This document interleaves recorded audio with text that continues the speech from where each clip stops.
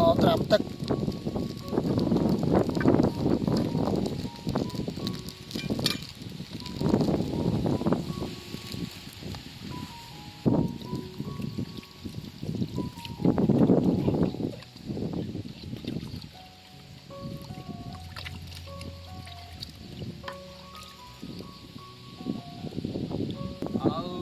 còn nhung riêng thôi trong phong ba cái phong rồi nhung chập đào riêng thắng quạt hỏi một riêng nhung bên này có người để chơi sketch chết tôi score lên tôi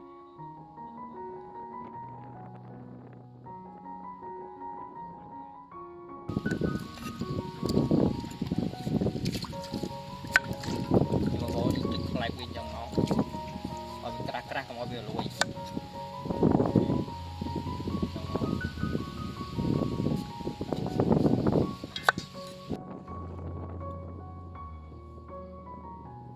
dương chất hỏi của một cái đặt hàng dương cho mà hành kiệt của hành bạn này nó chặt trôn không có thôn là bay tràm là bao không ai về lui tràm tới có bò với vật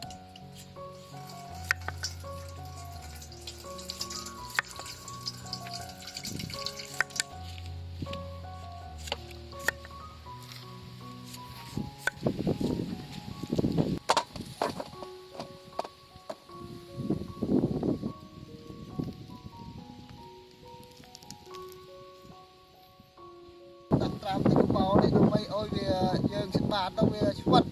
ôi về đạch lui trong những đặt tràm tới có bò tràm vào hai cái tràm đậm tí ấy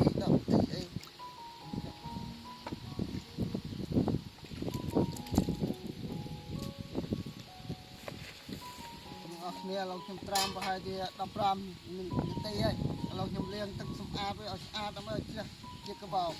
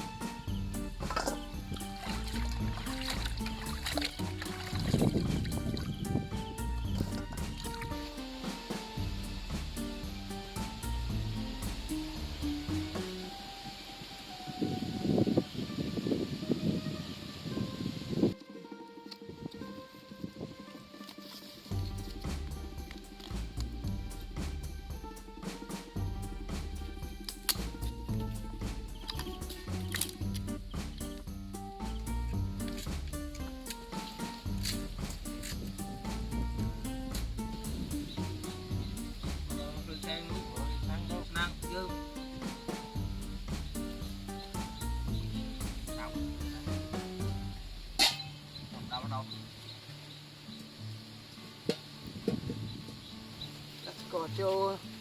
ôi có con bạn bố ôi gì đó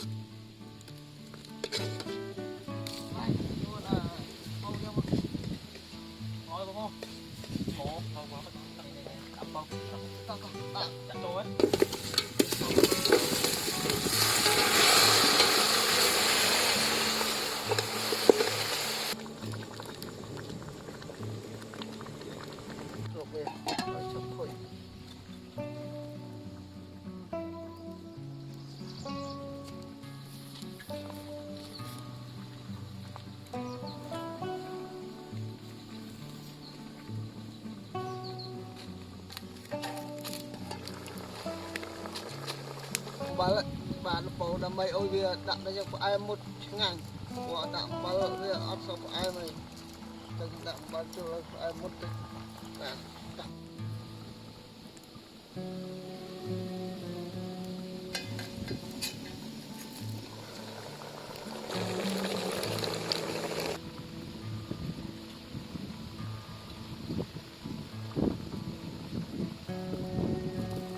bà con nhưng mà lẹ về và cô về việc bài chẳng là lẹ ban việc bắt bài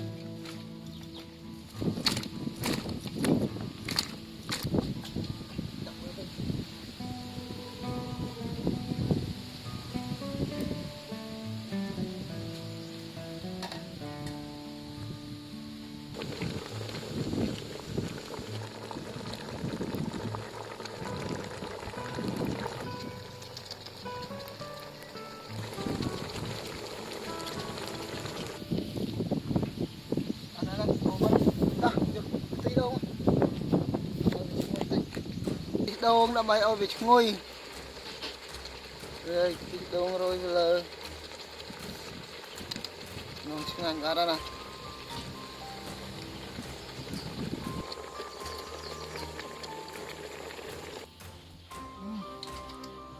đó tại giác ăn đó ta đấy cho anh viên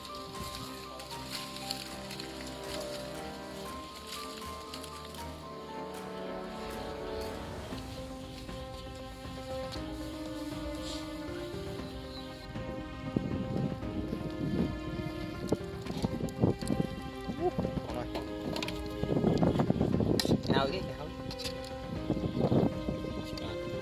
bạn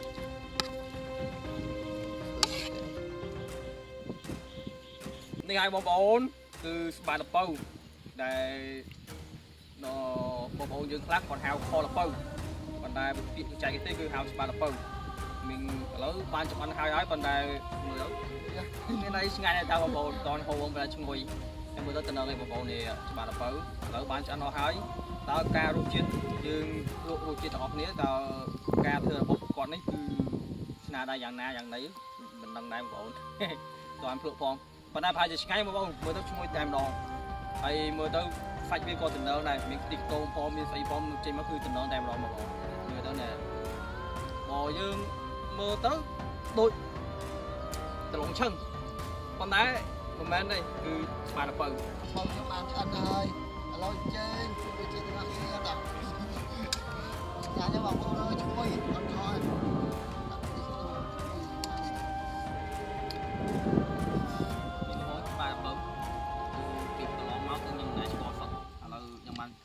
គឺស្បាតលពៅខ្ញុំសាប់រសជាតិ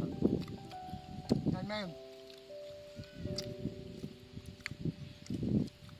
គួយហ្វមបងងាញ់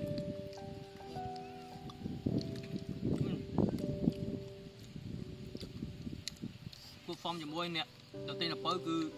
មានជំនាញខាងគ្រឹះទៀតអត់មុនល្អហ្មងបងហេងាញ់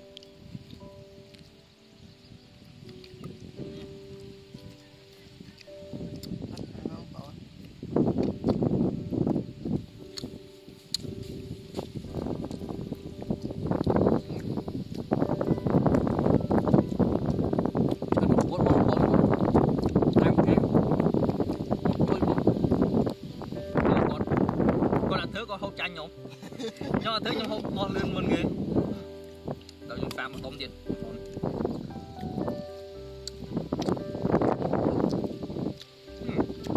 តែបងប្អូនដូចផ្អែមខ្ញុំបង